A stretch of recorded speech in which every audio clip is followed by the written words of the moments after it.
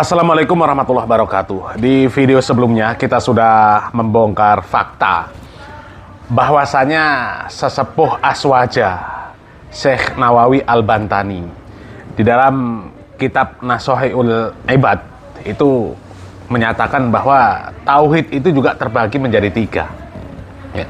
Rububiyah, uluhiyah, asma wa sifat.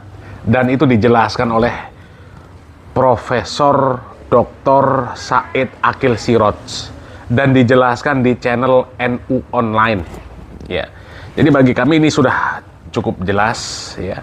Jadi orang-orang Aswaja yang masih terus menyerang konsep, ya, penjelasan tentang tauhid yang disampaikan oleh ulama-ulama yang mereka sebut Salafi Wahabi, ya.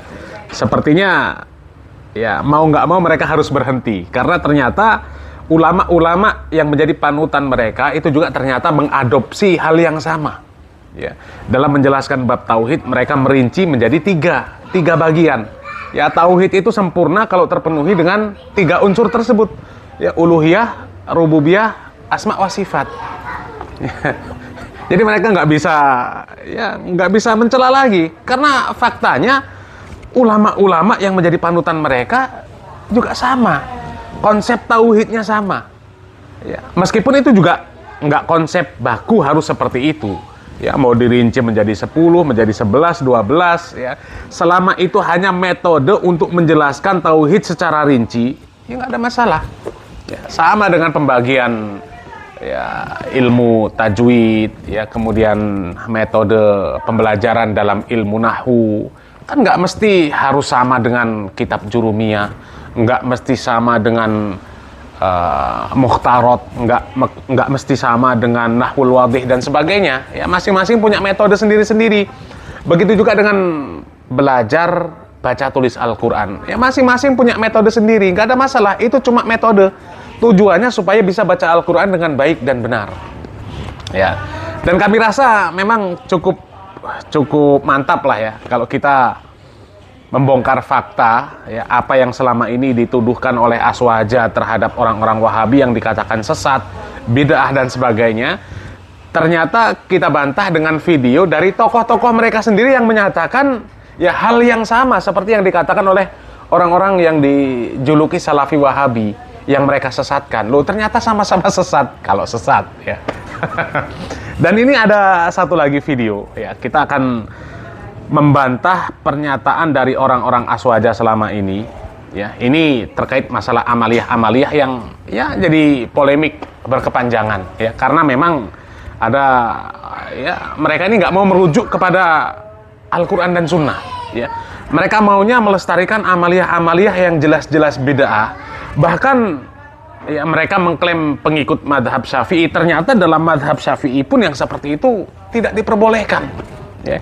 Ini ada video dari Profesor Dr. Ahmad Zahro yang membongkar tentang amaliyah tahlilan, ya. Bahkan tahlilan itu disebutkan oleh Profesor Dr. Ahmad Zahro, ya, menurut Muktamar NU ke-1, ya, 1926, ya, itu hukumnya bid'ah, nggak boleh.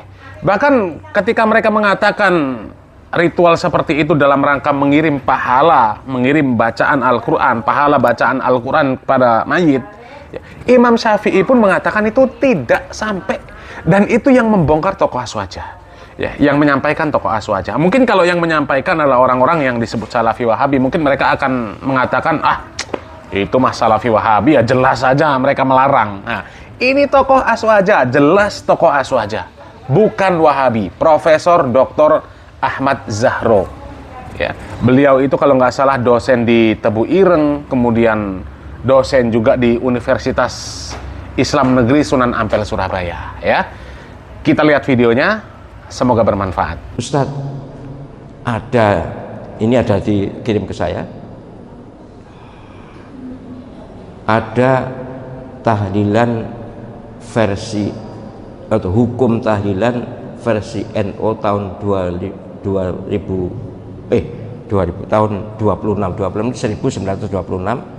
itu katanya makruh, bahkan 3 hari 7 hari itu bid'ah. Apa benar? Wah, ini sensitif, ya, sensitif ini.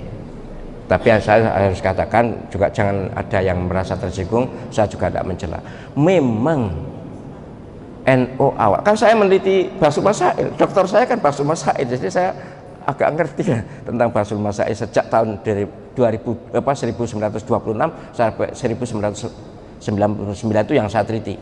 Memang awal-awal NU dulu, terutama di era Mbah Hashim itu ya seperti itu. Ikut Imam Syafi'i lebih kuat dibanding 3 mazhab lain. Dulu itu jadi NU itu lebih cenderung mazhab Syafi'i begitu. Lah, Imam Syafi'i kan berpendapat bahwa hadiah pahala tidak nyampe. Yang nyampe siapa sih? Yang pendapat nyampe itu Imam Abu Hanifah dan Imam Ahmad bin Hanbal. Lah Imam Malik mauquf, abstain. Abstain. Jadi Imam Syafi'i memang berpendapat tidak nyampe. Tidak boleh.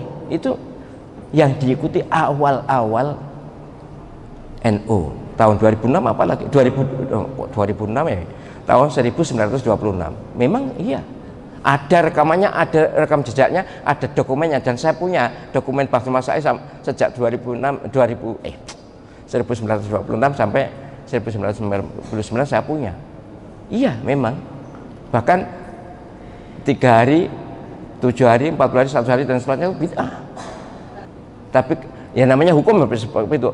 Begitu kemudian melonggar, melihat pergaulan masyarakat, kemudian melonggar, rujukannya tetap I'anatul Talibin. Bayangkan, kitab I'anatul Talibin pada awalnya digunakan untuk merujuk tidak boleh hadiah pahala, tidak boleh selamatan itu.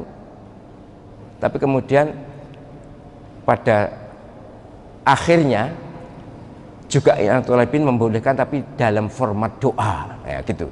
Tahlilan, kemudian di format doa. Maka doanya orang NU yang ngerti kan, Allahumma ausil thawaba ma qara'nahu, itu ya Allah sampaikan. Maka bukan hadiah pahala, tapi berdoa untuk menyampaikan doa ini. Ini juga dari I'anatul Talibin. I'anatul Talibin itu 80% yang dikutip oleh Basul Masail. Kitab dari sekian banyak kitab, dari 159 kitab yang dirujuk itu 80% dari I'anatul Talibin Syekh Abu Bakar Syato. Kitab idola, bahkan kitab hanya 6 kali dirujuk. Kitab itu kitabnya Imam Syafi'i sendiri, itu hanya 6 kali dirujuk selama sekian puluh tahun itu. Jadi sekali lagi soal ini ya kita yang penting tidak mencela, dan kalau tahlilan coba yang santun, yang tidak usah kesuwen. Tidak usah kesuwen. Juga kalau ada yang 3 hari, 6 hari, 7 hari dan sebagainya, sudahlah, tidak usah dipakai, itu toh hanya waktu, ya sudahlah. Mereka punya keyakinan yang tidak usah dicela. Begitu nggih. Sekali lagi, yang mau tahlil monggo, yang tidak mau tahlil monggo, asal tidak saling mencela pun.